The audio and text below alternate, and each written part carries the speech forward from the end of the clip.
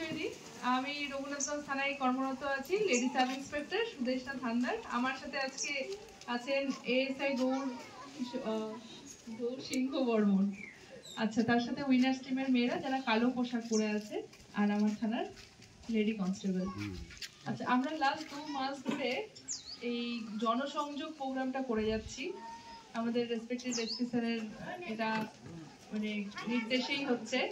জনসংযোগ মানে হচ্ছে আমরা বিভিন্ন গ্রামে গিয়ে আপনাদেরকে বোঝানো, সবই জানেন আপনারা, তারপরও একবার বলা যে কোনো প্রবলেমে পড়লে মানে আপনারা কি কি করবেন, কি কি করবেন না, বিশেষ করে মেয়েদের জন্য আছে তো মানে বিষয়টা।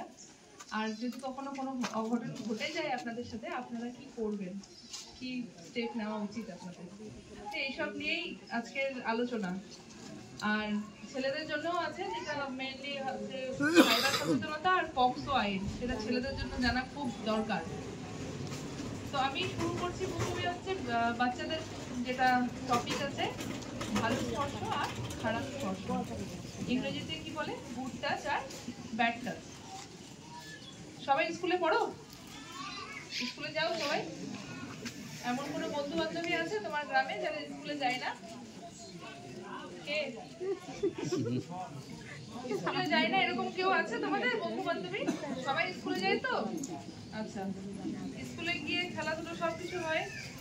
এবার এসে রাত্রিবেলা মা বাবাকে বলো সবাই কি করলে সারাদিন, বলো। কে কে বলে হাত তোলো দেখি।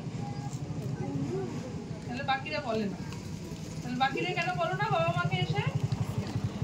হ্যাঁ, সারাদিন স্কুলে কি করলে, প্রাইভেটে কি করলে, বাড়িতে এসে বাবা মাকে বলো না? বাবা মাকে বলা হয় না? আচ্ছা, কিছুজন বলে কিছুজন বলে না। কেন বলে না? বলতে হবে তো বাবা মাকে, নাহলে জানতে পারবে না তুমি কি করলে সারাদিন। আচ্ছা, এবার আমি মাদেরকেও বলি যে এই জন্যই আমি বলছি ছেলে মেয়েদের কাছ থেকে প্রত্যেকদিন আপনাকে জানতে হবে, শুনতে হবে যে বুঝতে পারছেন আপনারা আমার কথা? আরো জোরে বলবো কি?